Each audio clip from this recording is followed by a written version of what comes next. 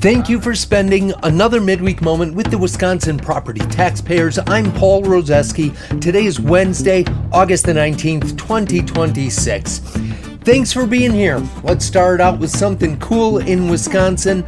The Sun Prairie Sweet Corn Festival begins today and runs through Sunday with live music, a carnival, a parade, and 80 tons of Wisconsin-grown sweet corn.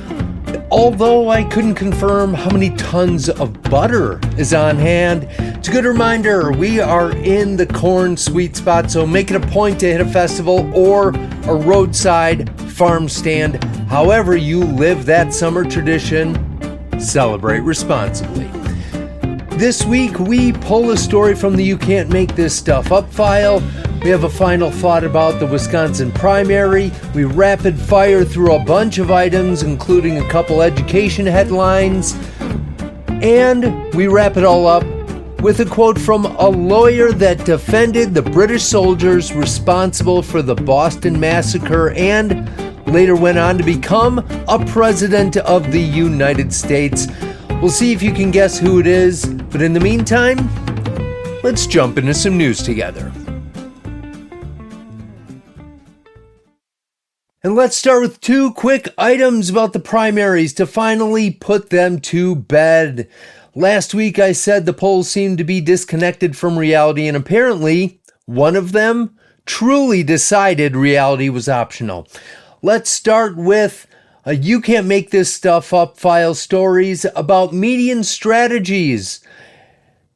It's a group who presented themselves as an independent polling firm and published what it claimed was a Wisconsin poll showing Francesca Hong more than 20 points ahead in the Democratic primary for governor. But then, after the election, the company mysteriously disappeared, shut down, and withdrew all of its polling and admitted that none of it was real. The anonymous people behind the company called it a, quote, short-term social experiment, unquote, designed to see how easily disinformation could enter the political system without anyone independently verifying it. We've already lived that multiple times in multiple past elections, so that may be the stupidest made-up excuse I've ever heard.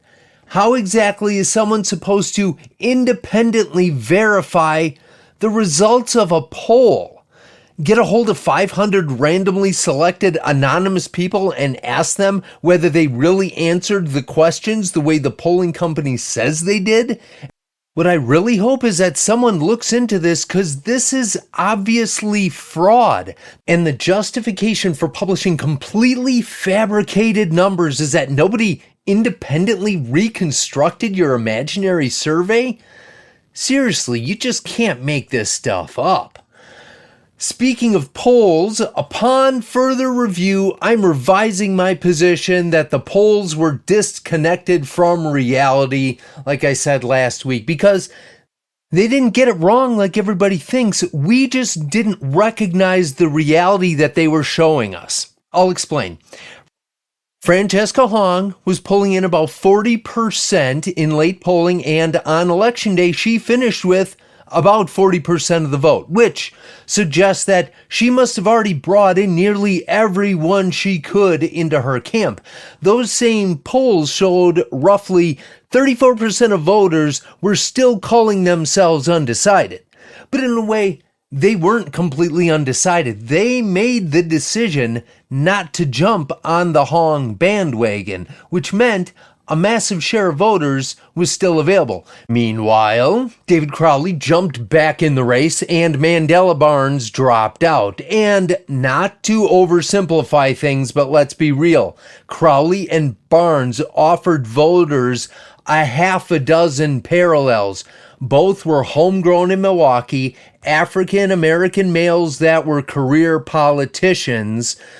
So let's just do the math.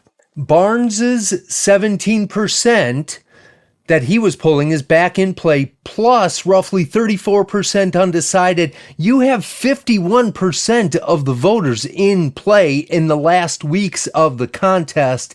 Then Governor Tony Evers, the Democratic Party's favorite and trusted grandpa, started campaigning for Crowley harder than it seemed like he ever campaigned for himself. And in hindsight, Crowley with 7% brings in 33% of the 51 that's out there, and the rest is history. Like many things, it makes sense in hindsight. As an aside, my favorite headline on the aftermath came from the Cap Times, quote, "Pundits vent their spleens over election results." The spleens have been vented. Now, mercifully, please, let's definitively move on and not look back.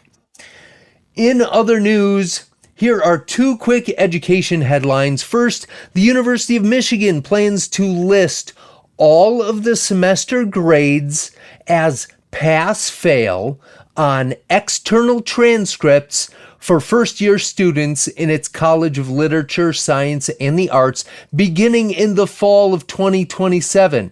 Hopefully you stayed with me there. So, this makes no logical sense because Michigan is still using and giving letter grades to everyone like normal because they're still needed for advising and scholarships and their compliance and internships, you name it.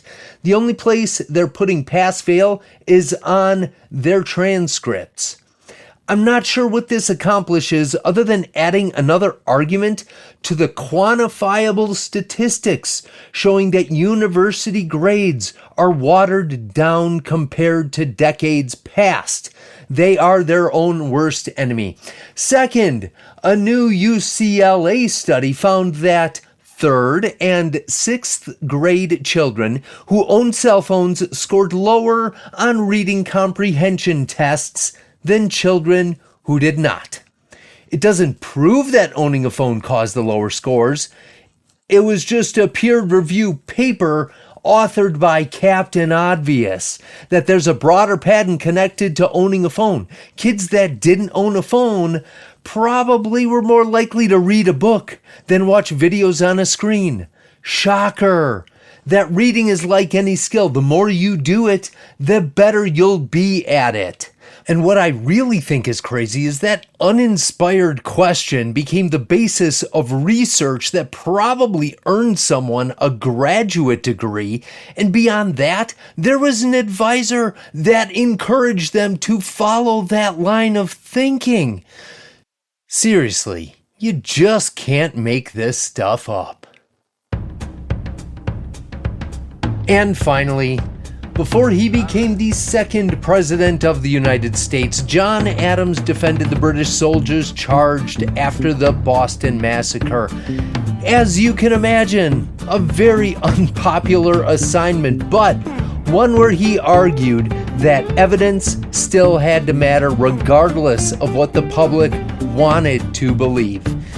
Adams argued to the jury, and I quote, "Facts are stubborn things, and whatever may be our wishes, our inclinations, or the dictates of our passions, they cannot alter the state of facts and evidence," unquote. That's a pretty good summary of what we covered today. Just because you want something to be true or hear information that someone else says is important doesn't mean it necessarily actually is. Have a great second half of your weekend. As always, thanks for listening.